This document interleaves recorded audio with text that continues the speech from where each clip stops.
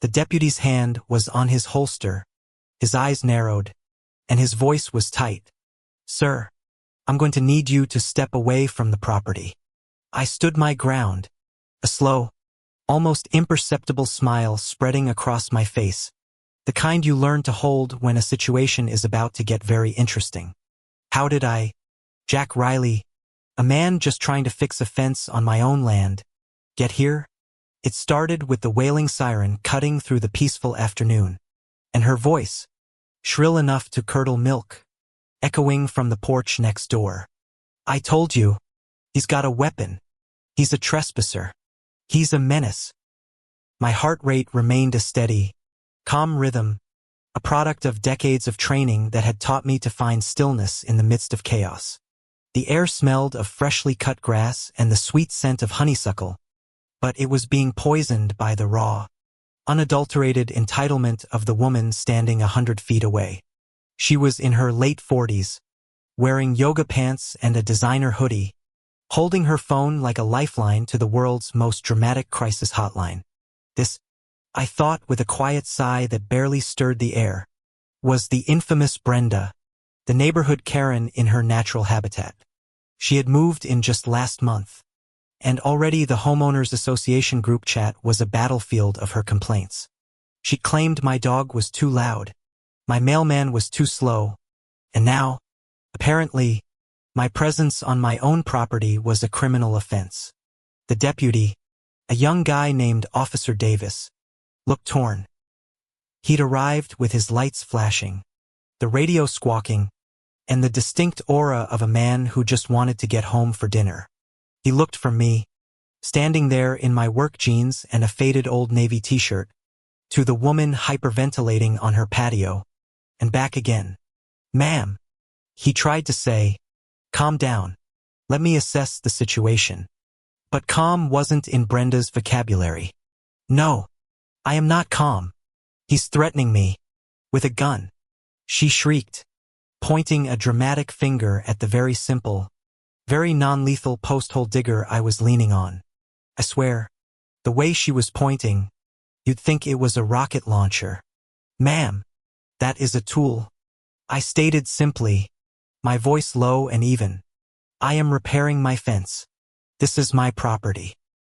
She scoffed, a truly theatrical sound. "Your property? Don't lie to the officer. The survey stakes show this is part of my new build lot. My husband and I bought this land." I felt a flash of something warm behind my eyes, a heat that had nothing to do with the setting sun. Brenda had done her homework, but she'd done it badly. My property line, meticulously documented in county records, wrapped around her new lot like a protective arm, ensuring her little McMansion was securely landlocked. But a part of me, the part that had seen too many people lie with such conviction, felt a strange kind of pity for her. She had a confidence that was completely unearned, and it was about to bite her in the ass. The deputy, now looking increasingly confused, took a step closer to me. "Sir, I'm going to need to see some ID." A sudden hush fell over the scene as I reached into my back pocket and pulled out my wallet, my movements slow and deliberate. I took out my driver's license, a simple plastic card with my name and address.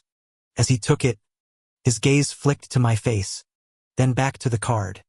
His eyes widened slightly. "Jack Riley," he murmured, more to himself than to me.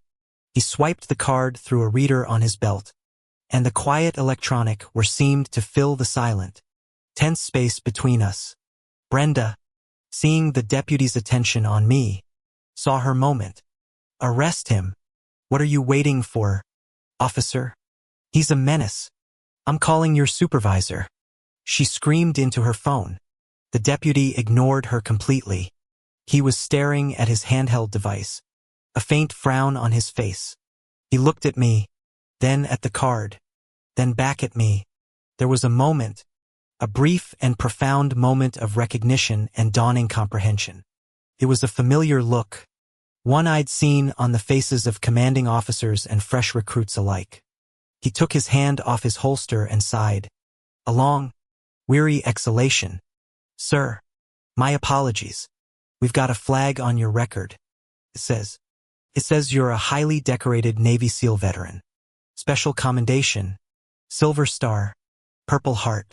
He trailed off, his voice now filled with a reverence that was completely lost on Brenda. A veteran? She spat. Who cares? He's a criminal. I'm going to sue the police department for this. You don't have the right to harass me on my own property. The deputy finally, truly, looked at her, his expression now one of profound exhaustion and annoyance. Ma'am, this is not your property. This is Mr. Riley's. Furthermore, your GPS coordinates are showing you're at the end of his fence line, and I am receiving a dozen automated flags on your address for false reports in the last 2 weeks alone. You called in a gun on a man with a post-hole digger and a Purple Heart. The only thing you're going to be suing anyone for is for wasting our time. A gasp of pure, unadulterated outrage escaped her lips.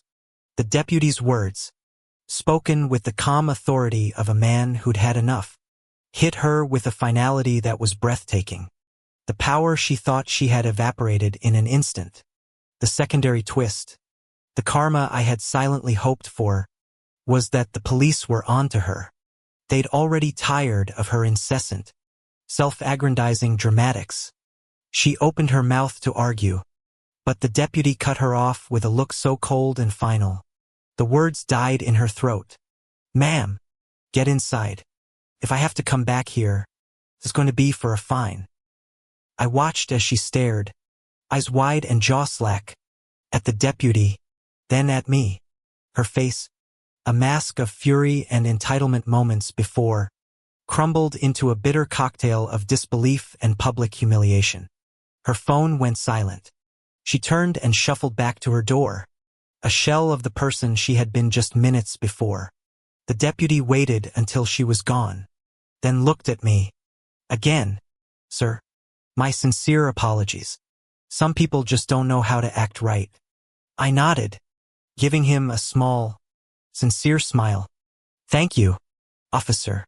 You handled that well. He gave me a tired nod, got in his cruiser, and drove away, his taillights disappearing into the fading light of the day. I stood there for a long time, the sun sinking below the horizon, painting the clouds in streaks of fiery orange and soft violet. The air was clean now, the scent of honeysuckle once again unpolluted by anger. I picked up my post-hole digger. A life of service had taught me many things.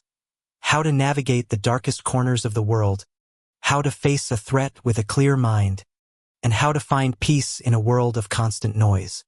But perhaps the most important lesson of all was this: the truth, like a quiet man with a well-earned medal, always finds its way to the surface, and sometimes, the bitter end for one person is the long-awaited moment of justice for another. The fight was over, and I didn't even have to raise my voice.